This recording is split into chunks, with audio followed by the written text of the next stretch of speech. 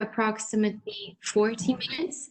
Then we'll open the virtual room for questions from the audience around 15 minutes, and we're going to close the session around 7:30. I wish you the best of luck for this presentation, Dominique. We're looking forward to it. I'm going to mute my microphone, and I invite you to do the same and enjoy the presentation.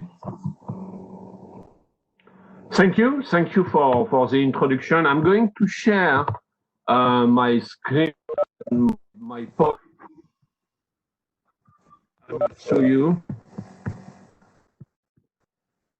Okay, is that okay for everyone? Do you see the PowerPoint? Yeah.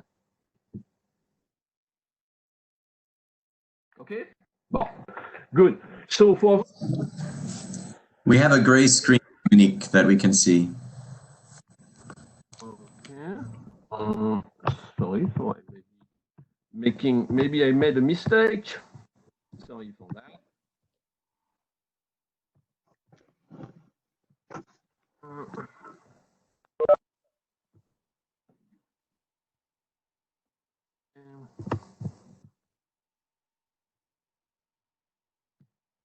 Is that okay now?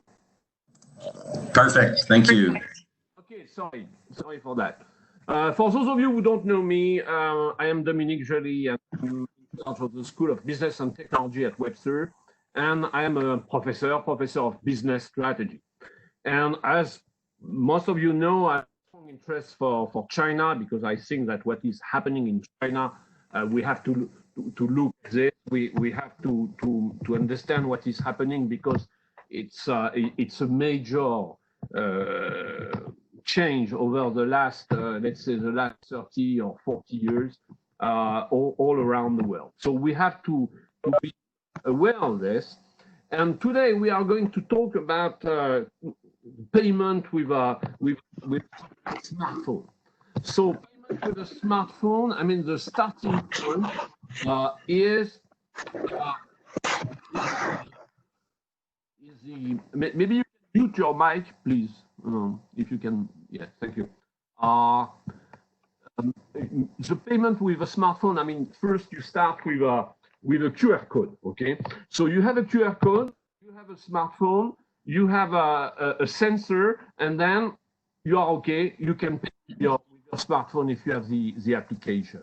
So we know about this because in Switzerland we have twins. So you might know that more than 2 million of people in Switzerland have already uploaded the application from Twint, and those people, they are able to pay. I mean, if they go to Migros, if they go to Co-op, I mean, they can pay. If they have a vending machine, they can also pay to the vending machine with their smartphone. They can pay for the parking, or they can even transfer money to friends. Okay, so we know this process. But the interesting part of the story is that the penetration is very different from one country to another. And as you can see, I mean, we can have a look here. We have the case of the US, and you see those 17%, I mean, compared to 47% in China. So I'm not going to discuss about how this was computed, because, I mean, you have different ways to compute this. But I think this slide shows you that there is something which is happening in China, which is not happening in. So that's why I think it's interesting to have a look at the case of China. So in China, the currency is the yuan. So you see a picture of the yuan. Just to give you an idea, 100 yuan, it makes let's say 13.5 Swiss francs. What you have to understand is that using cash was, I mean, the main way to pay in China over the last, let's say, 20 years. I've been visiting China since 1998, let's say twice a year, and I was used to go to the ATM and to take, let's say, 1,000, 2,000 yuan, okay? And I was carrying this amount of money in order to pay for the restaurant, to pay for the taxi. And this was the norm, okay? Everyone was used to that. Even, that's the fascinating part, okay? Even I've seen this. I've seen in a bank, okay, someone who was taking from the bank 2,000 or maybe 3,000 banknotes simply because the guy wanted to buy a car, okay? So let's say even 10 years ago, I've seen this, okay? So the fact was, unfortunately, sorry, they have only the highest level for currency for a banknote is 100, okay? So you need a lot of 100 in order to make the equivalent of a car, okay? So this was the situation. So Chinese were used to that. Chinese people were used to that. I mean, used to pay in cash, okay? So what happened is that it was a good business for different companies, especially a company like this one. This one is making machine to count money, okay? You understand that if you have to count 2,500 banknotes, I mean, manually, it's a nightmare, okay? So you have better to use a machine. So it was a good business. I mean, in each bank, you can 10 or more a machine like this one, okay? So what happened is that very quickly, they switch to digital. And let me tell you one example. Last year in October, we have been with my student to Shanghai for the study trip to Shanghai. And we wanted to have a look at one coffee chain, which name is Luckin Coffee. Luckin Coffee, this is something like Starbucks, but that's a Chinese one. And just to give you an idea, this Luckin Coffee chain was created in 2017. So today, they are close to 5,000 different shops. Okay, so very frequently in China, that's a fascinating development. So it was interesting for us to go and to visit, to see concretely the place. So we have identified one place to go, and we have been there. And you know what? It was a total failure. It was a total failure because we have not been able to have a coffee. Why? Because they refused. They refused to take cash. I mean, the only thing we had was cash. They said, no, sorry, we cannot serve. So you can imagine the change of paradigm, okay? So paradigm was banknotes, and now the paradigm is you pay your smartphone. So a big change. In Europe, in the US, I mean, we were used to banknotes, then we moved slowly to the check, and then we moved to the Visa card, MasterCard, I mean, American Express, and so on, and a few people using Twint. Because I told you, 2 million people in Switzerland, more than 2 million, 2.5 million, who decided to register for Twint. But in reality, they don't use it very much, okay?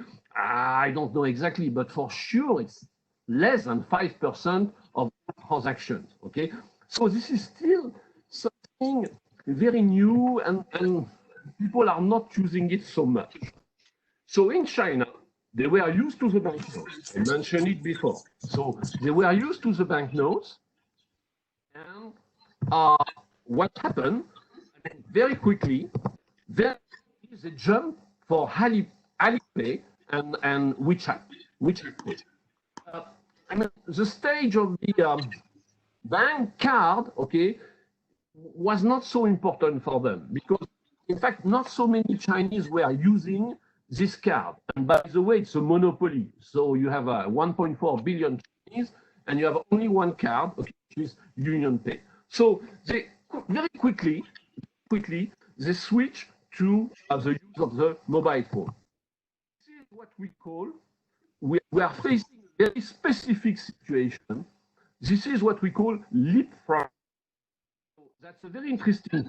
I mean, you see this very frequently in emerging country or pre-emerging country like China, you have one set of technologies, and the country, because the country is established with those old technology, in fact, the country takes the opportunity to jump, okay, and to jump to a new technology. So that's exactly what happened in China. I mean, they forgot about the checks, they forgot about the card, the bank card, and they switch immediately, very quickly, to the use of the smartphone for payment. That's a very interesting feature of China. I mean, I'm quoting here someone from the industry, someone who spent some time in China, and yes, that's true. It's fascinating because Chinese people, or let's say many Chinese people, they are excited by innovation, and especially technological innovation. So they like it, and they want to jump into it. And it's true that they like to implement it very, very fast, okay? So that's the situation we are facing now. If you are not convinced, you have just to do this experience. It's a basic experience. I've done this so many times. You jump on the metro. You are in Shanghai, you are in Beijing, Hangzhou, Suzhou, Tianjin, whatever. Let's say a big city with a metro. And what do you see? You see this. So you see that 100% of the people in this train, okay, what do? They are with their smartphone. So what do? They watch a film, they watch a series, okay, they play. Playing games. Young people, they are spending a lot of time on this.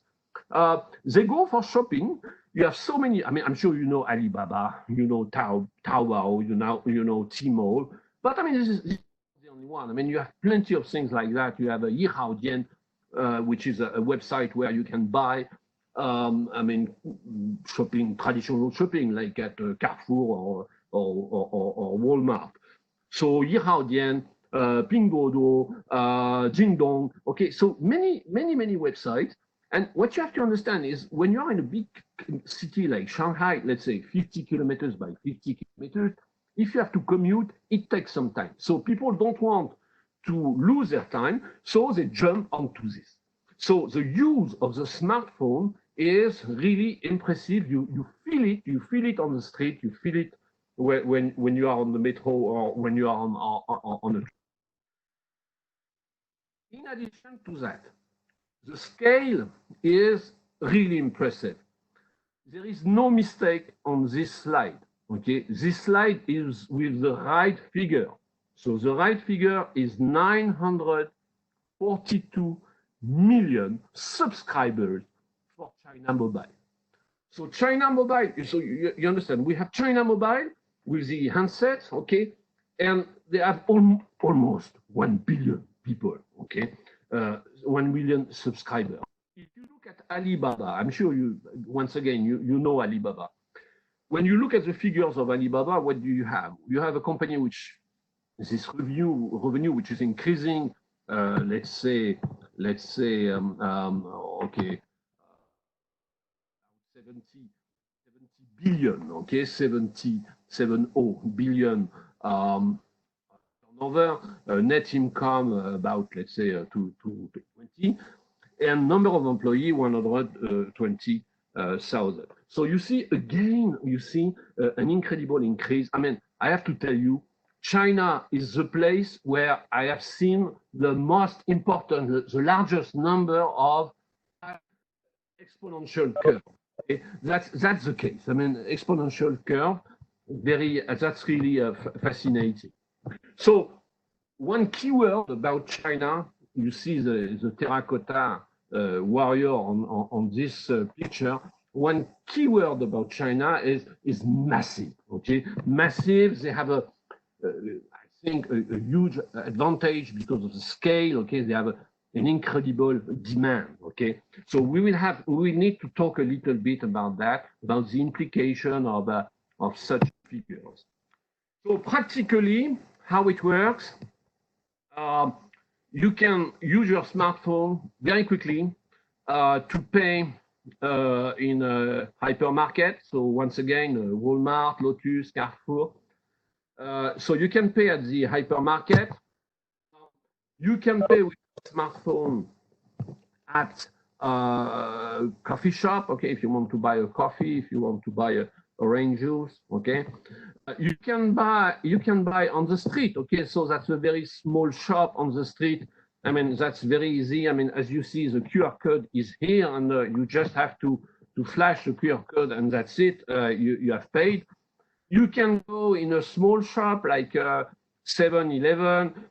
You see, I mean, people are paying for small amount. Okay, here we have 37 yuan, so that's 5 Swiss francs. But even if you go on in universities, I mean, students sometimes they pay for 2 or 3 or 4 yuan. Okay, with their mobile phone.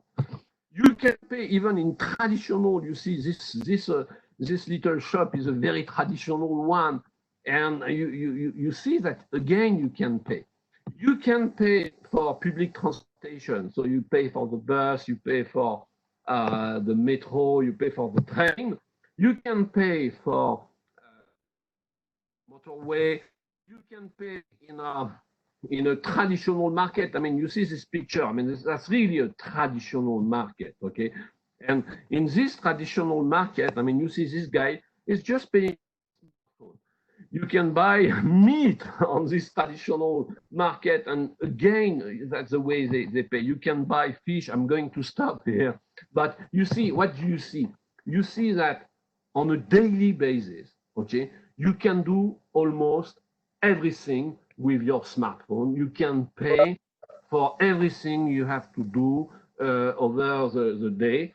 And even you can see at the last line, and this is not a joke, okay, there is a problem with beggars, okay? Unfortunately, I mean, people do not have cash anymore, okay? You have to understand in big cities, people, they don't have cash, okay?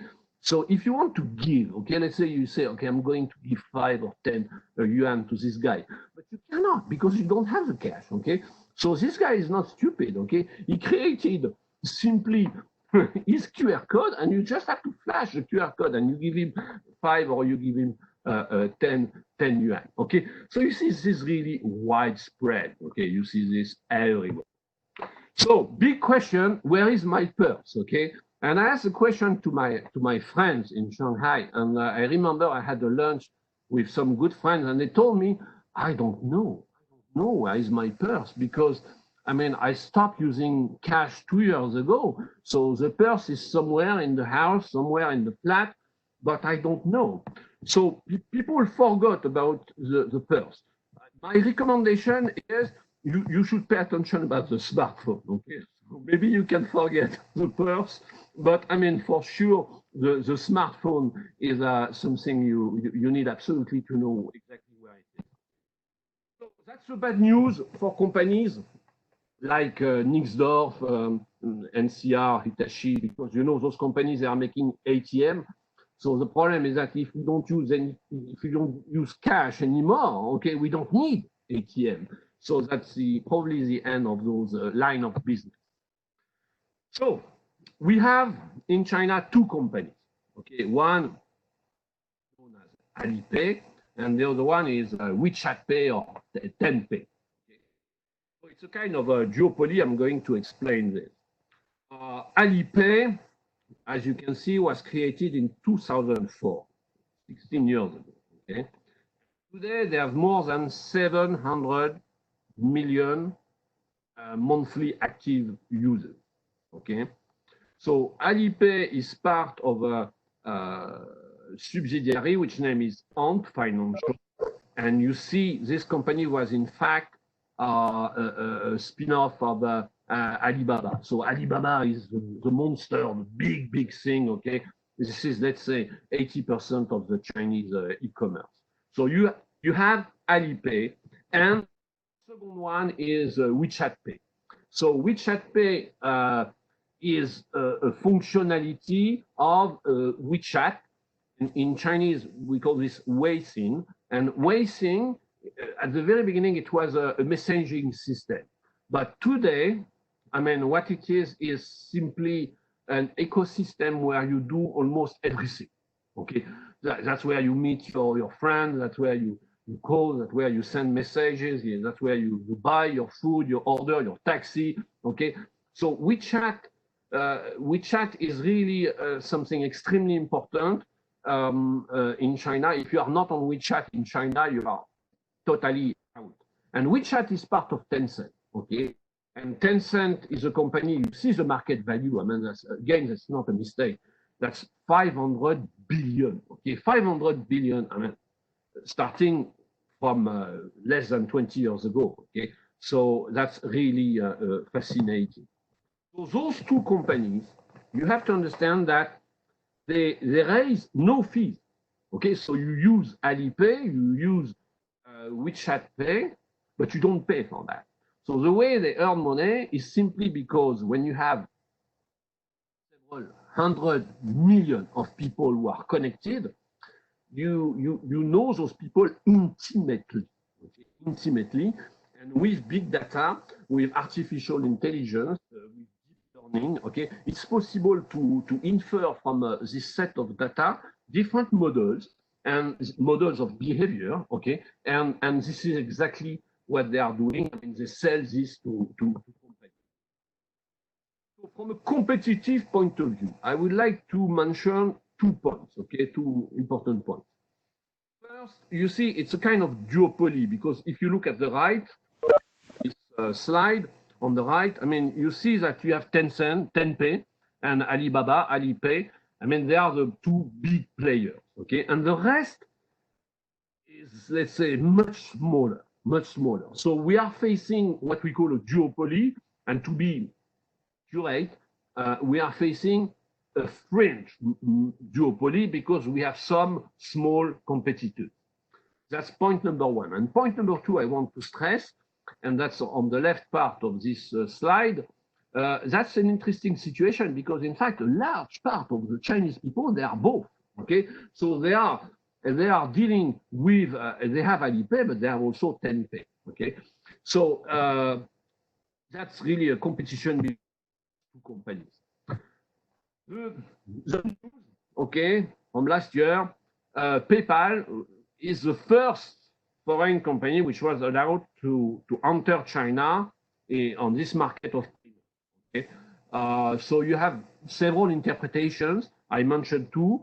I mean, the most common interpretation is that PayPal is in China to give some facilities to foreigners, okay, which is not so sure because now as a foreigner you can have access also to WeChat and WeChat Pay and Alipay.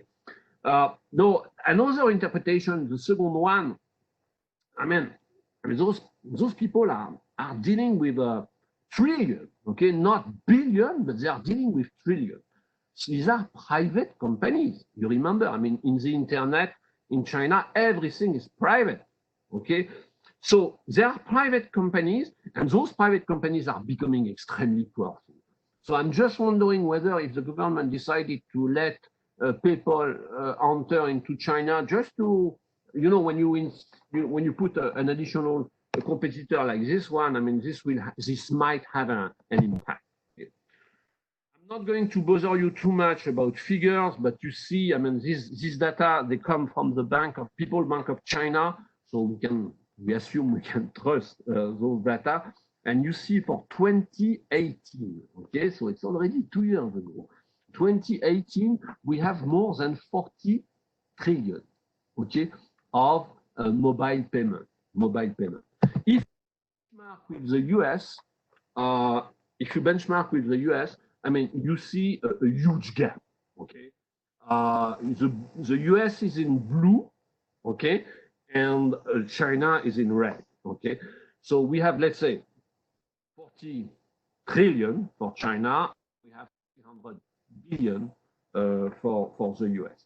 So we have quite a gap between the 2 countries regarding the use of mobile pay. Okay, let me summarize.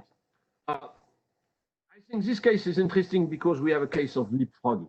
Okay, so we move to a new technology and we jump over existing technology. So we are starting something totally fresh, totally new.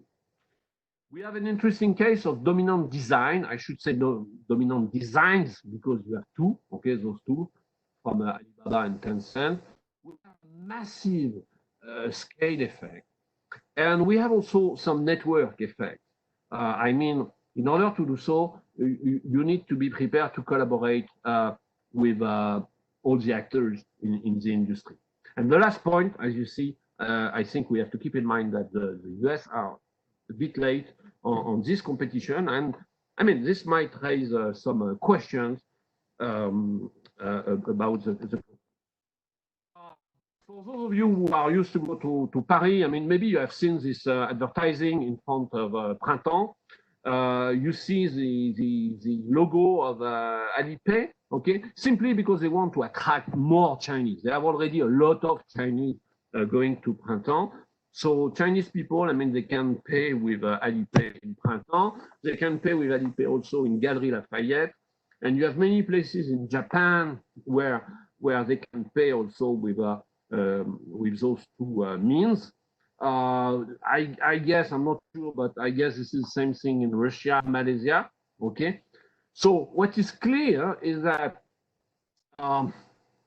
those Chinese companies, they are going abroad, but they are going abroad to serve Chinese people traveling abroad, okay? So now the big question is, are they going to go beyond this, okay? Are they going to go beyond this? I mean, are they going to enter into Europe, enter into the US? So I try to summarize the argument. I think we have a few reasons to think that potentially, yes, they can develop outside China, not only for Chinese demand, okay? So first thing, I mean, when you need a norm in one industry, a norm, design, a standard, okay? When you need a norm, it's obvious that, I mean, the bigger you are, the more impact you will have, okay? So a country with a small part, okay, like this, it will be difficult to have an impact on the normalization process, okay? So here, for sure, they have an advantage. As you know, China is dealing a lot with Africa, with Latin America. We have a lot of foreign direct investment from China in those countries. So why not? I mean, why not imagine that some companies like Alibaba or Tencent, I mean, they can enter into those countries. Another argument is the case of TikTok. Maybe you have heard of TikTok. TikTok is a platform for sharing videos. And the origin of this platform is in China. And when it was launched, I remember, because the assumption was this type of product cannot have an impact outside China. And I mean, this analysis was unfortunately totally false. And I mean, today you have a lot of young people in Europe, in the US, using TikTok, and they like it. Okay, so we can have a development which is not initially designed for non-Chinese people. Potentially, point number 4. Potentially, I mean, they are developing some expertise. I mean, they are learning a lot about digital marketing. I mean, they are practicing digital marketing intensively. So why not imagine that in the future you might have, I mean, several consultancy companies coming to Switzerland, coming to France, Germany, UK, I mean, telling us how to do digital marketing. So that, again, that's a question mark, but I think potentially they can do it.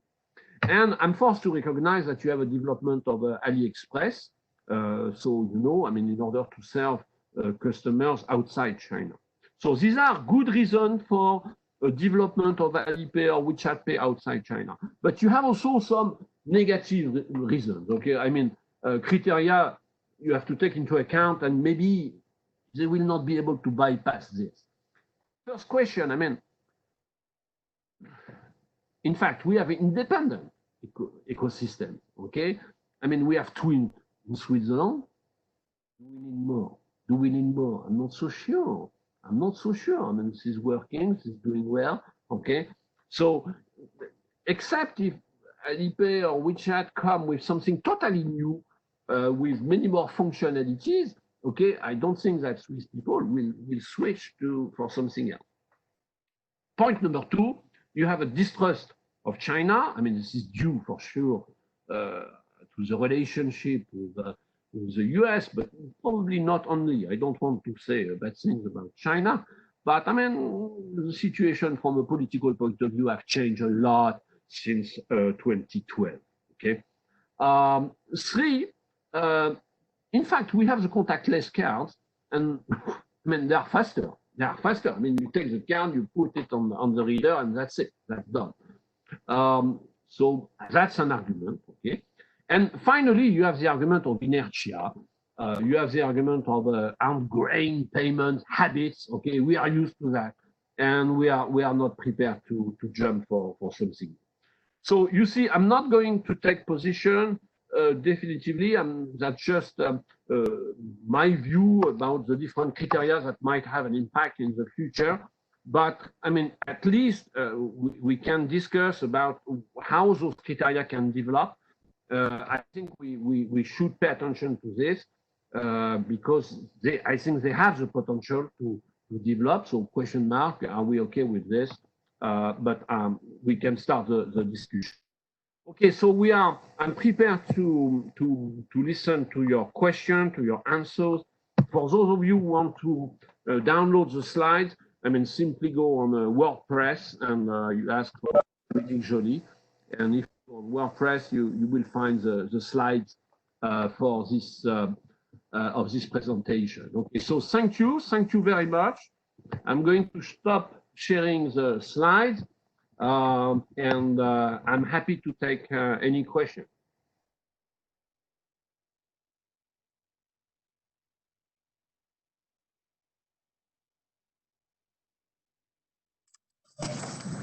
Thank you, Dominique. This is William with a question. As you began the presentation, one of the thoughts I had was, in fact, being here in Switzerland, comparing the scale of information that's available now to some of these companies like China Mobile and so on. And the question I was wondering is, how much are individual societies willing to give up information in order to get the convenience, and where is the limit there? And I think it speaks to the privacy factor as well, especially with digital marketing tools and some of the tracking and so forth that happens. But then, of course, a couple of slides later, you mentioned, of course, that WeChat is also on social, and they're obviously a dominant player in social media. Essentially, they have both the information of the relationships and also a lot of the spending patterns and all. Where do you see the difference in tolerance levels between the Chinese market and places like Switzerland, where privacy is considered to be so highly valued? 2 points. Okay, thank you for the question. 2 points. Point number one, obviously we don't have the same sensitivity to the value of private data. I mean, people in China, I was talking with some friends last week, and they told me, I mean, there is something which is extremely efficient. We haven't talked about this because this is not the point for today, but you have two companies, one which is Alibaba and the other one which is Meituan, and they work for food delivery. But I mean, when they record so many information about you, that in fact this is quite useful, because it means that you are served much better and much faster.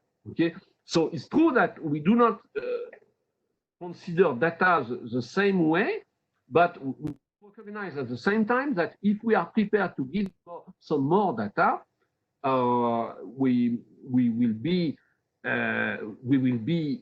with more maybe life. At least those companies, they can serve you better. So that's my point number one. My point number two is that, I'm sorry to tell you this, but we are already in the process, because all those young people who are using TikTok, okay, when you the type of video you share, the way you share it, is already gives already a lot of information on your behavior. All right. So especially when we are talking about 100 or 200 million of people, okay, So the data collection has already started with products like TikTok. Okay, so we are in this process.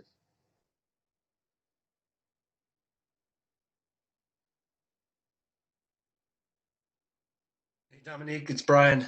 Hello, Brian.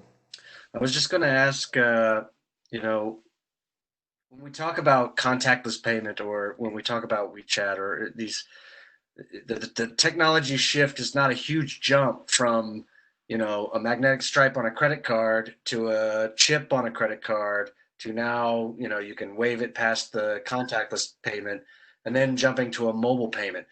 So in reality, like what is the true benefit and who has the most to gain from shifting payments to mobile devices?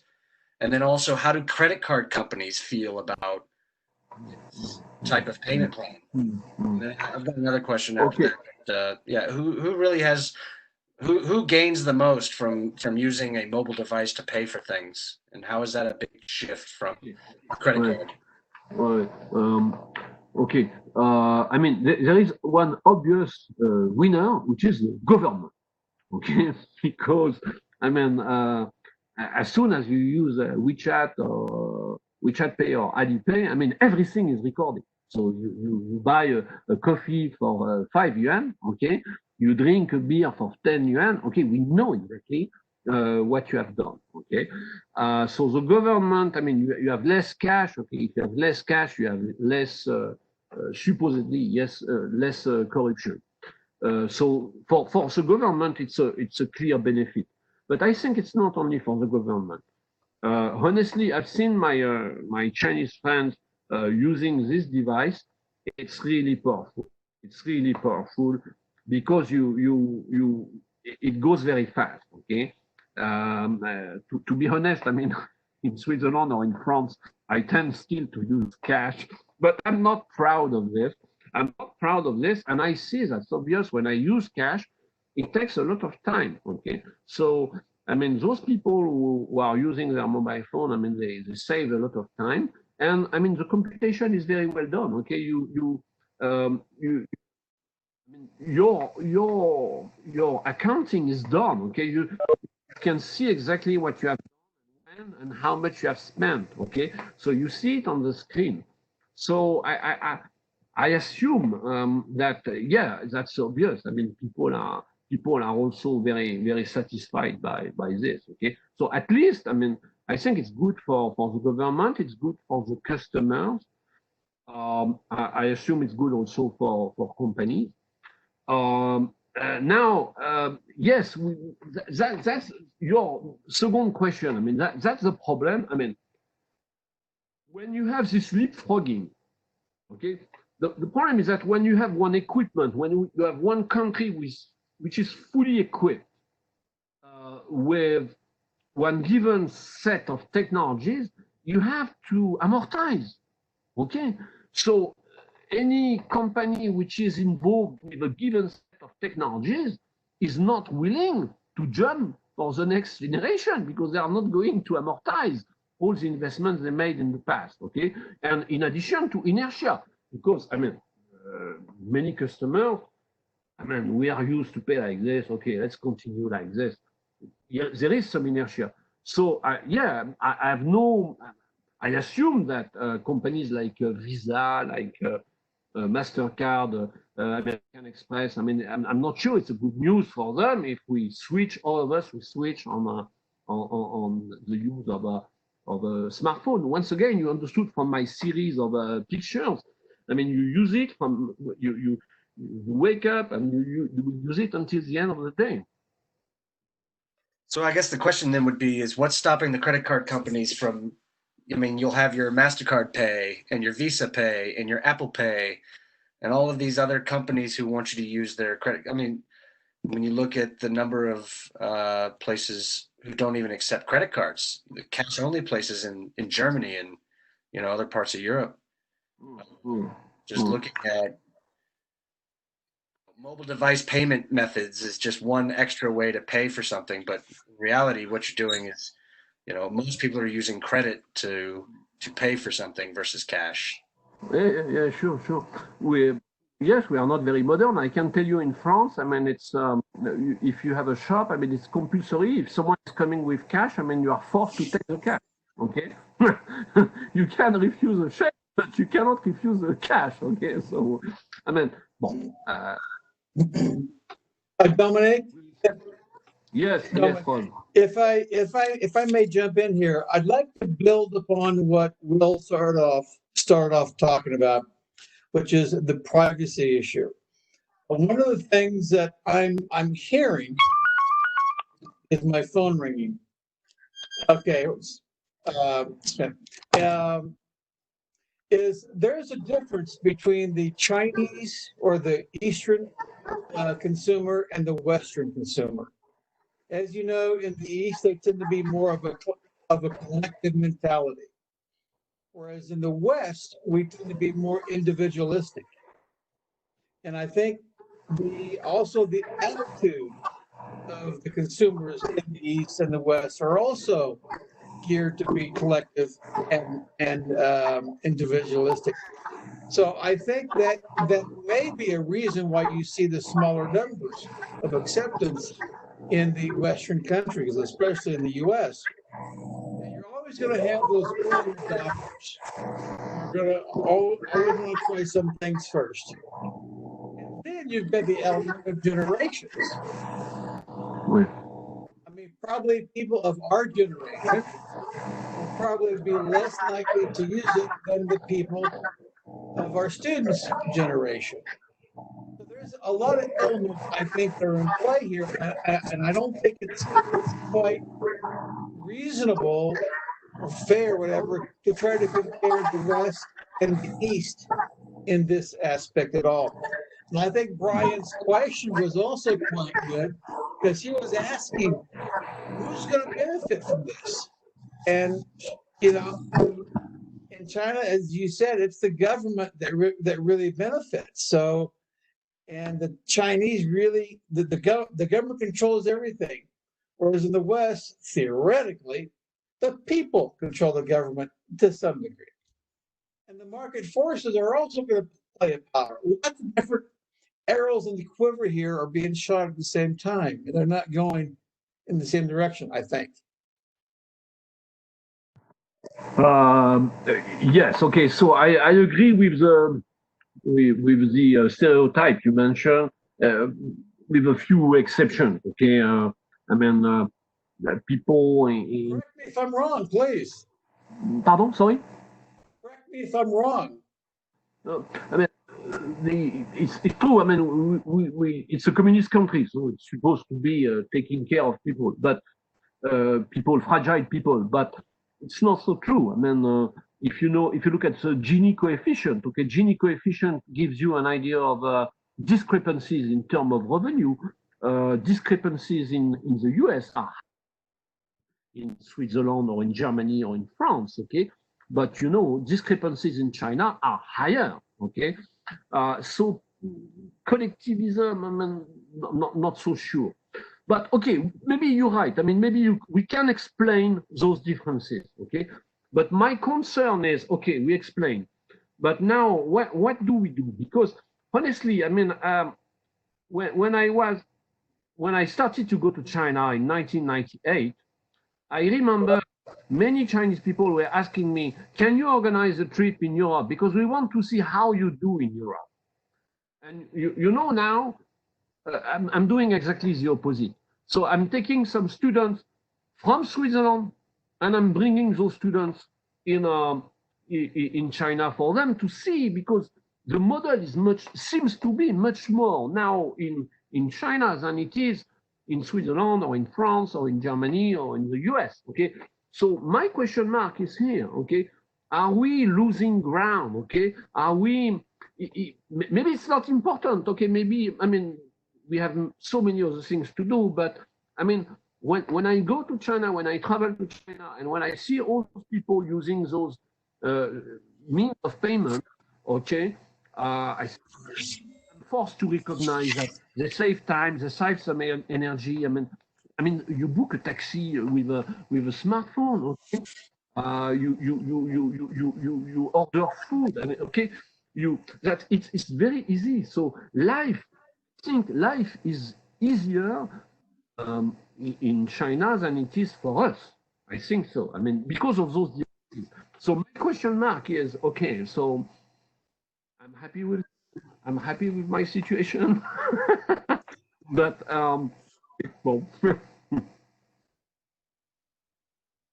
I'd like to hear from some of the students to see what they think, because they're the generation that's going to be moving into this type of payment system. And whereas some of us just want to be as individualistic as we can. So I mean, I'd like to hear what other students have to say. Anybody, please help me out. Charles, I see you want to jump into it. I had a little question, but Okay. Let's start with the question. Yeah, we'll go okay. for the question. But I was wondering, is it realistic? Like, can China like really afford to go fully cashless in terms of economy? As we know, like for example, there is a lot of poor and old people in China, more and more old people, and more and a lot of poor people in the mainland China. So I guess they're missing a big part of the people. Like they're leaving a big part of the people behind by going fully cashless economy. Isn't it very risky? Well, it depends on where you are. I mean, but in big cities, again, like Shanghai, Beijing, Guangzhou, and around Shanghai, okay, in big cities, it's almost already cashless. It's moving very quickly, cashless. I mean, on the countryside, probably less, okay, in remote places, I mean, with less revenue, probably less, okay. But, you know, at the same time, I mean, poor people, I mean, discrepancies have increased in China, but I mean, poor people are less poor than they were. Okay, we have less and less poor people. I mean, even people who don't like China, I mean, they are forced to recognize that China has been able to reduce poverty. Okay, maybe not this year. This year it's going to be, it will not be the case. Okay, for sure. But if you look over the last 40 years, I mean, you have much less poor people than today than 40 years ago. Okay, but yeah, cashless for rich cities. Yeah. But we have more and more rich cities in China. Okay. Okay, thank you. Professor, I have a quick question. Yes, please. So, my question, in Switzerland, Twint is linked with UBS. But in China, why Chinese banks do not develop their own app for this kind of payment, these digital payments? Why they doesn't go in this market? Or are they going, or I want to understand on my slide about this duopoly, fringe duopoly, we see a few names. So, I mean, not banks, in fact, but some other competitors, I mean, some other companies have tried to do this, okay? But as you have seen on the slide, I mean, market shares are ridiculous, okay? Very, very, very small. I think a bank is not equipped for that. The fact is that WeChat, I mean, maybe you remember the figure. I mean, we have more than 1 billion people using WeChat. Okay, so it's an ecosystem by itself. Okay, so it's difficult to challenge this. I mean, I think to challenge this, what you need a technological breakthrough. Okay, but if the technology stays the same, no, you will not change. So the bank is not equipped for that. Okay, I mean, let's take Bank of Beijing, which is a small bank. Okay, they have 10 million clients. Okay, it's true that if you look at larger banks, I mean, if you look at the top 5, they have more. Okay, but they are not so powerful as a company like Tencent. And Alibaba, which is doing 80%, okay, 80% of e-commerce in China, I mean, they are leaders, okay? So you understand? So Alibaba or Tencent they have not started from scratch, okay? They went to mobile payments thanks to what they have already, okay, the base that they have already. And the base of banks is, I assume, too limited in order to enter, or they should focus maybe with a concentration on one type of application. Maybe, I don't know, but I don't see this as a prospect, honestly. Okay, thank you. So if I understood correctly, WhatsApp will be like the major competitor, for example, in the future for WeChat, Tencent, maybe. Yeah, exactly. Except that, as you know, I mean, the internet industry in China is driven only by Chinese companies. Okay, I mean, eBay has a market share which is big like this, Amazon like this. Okay, Google is not. Facebook is you cannot access to Facebook if you don't have the VPN. Okay, so yes, the industry is totally Chinese. To put it simply, it's totally Chinese. Okay, driven by champions which are well equipped. I mean, remember the value of Tencent is 500 billion. Okay, Apple is 1,000. Okay, so half of the value of they started from scratch. Okay, 20 years ago. Alibaba was created in 1999. Okay, so 21 years ago. Okay, so wow.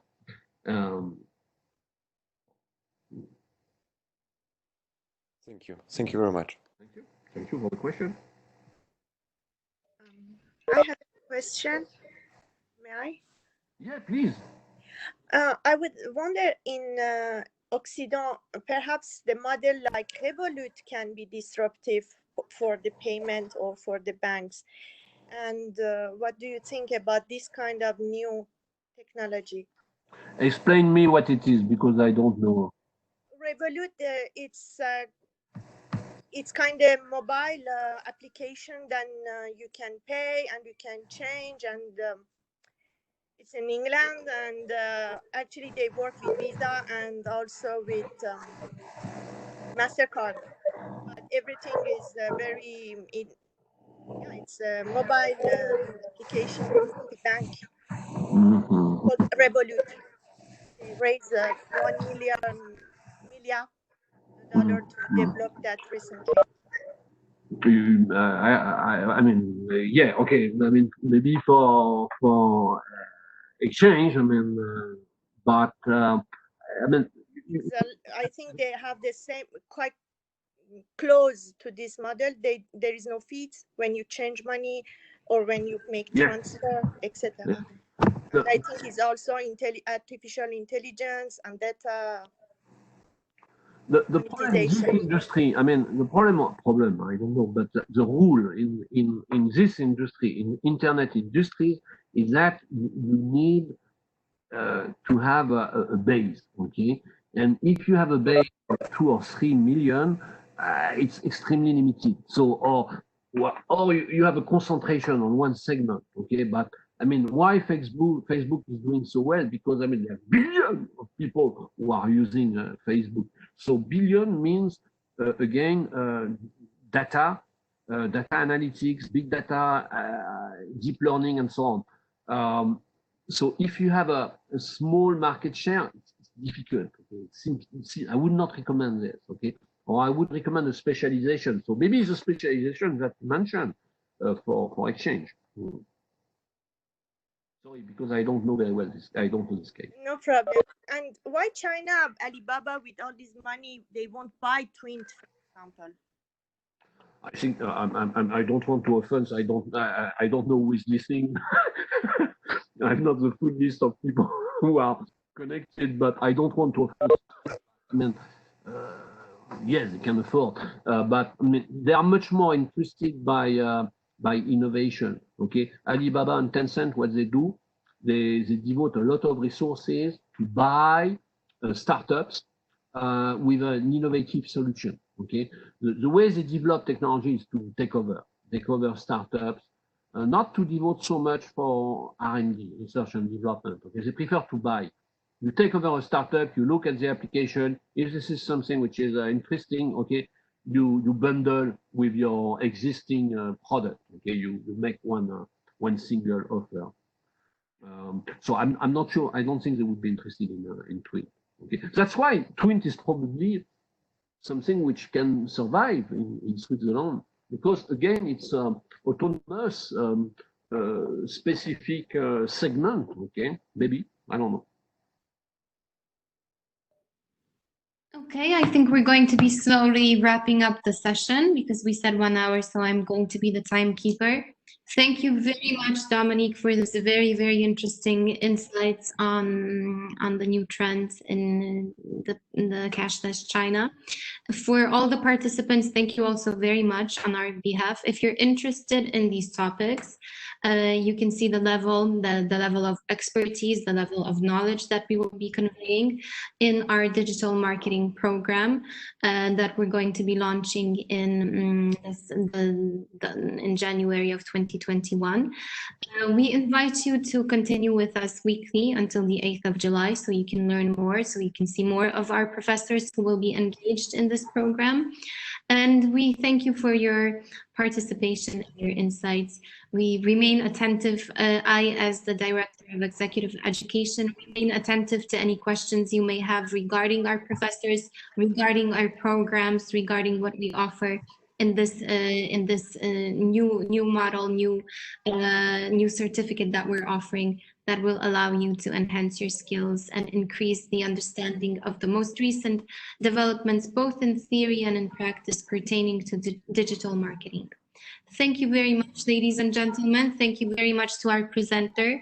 Congratulations. Thank you to you. Thank you to you, Katarzyna. Thank you very much. And I wish you all a very nice evening. I hope to see you next week. Thank you. Thank you, Dominique. Thank you. Bye-bye. Thank you all. Ciao. Bye. Thank you.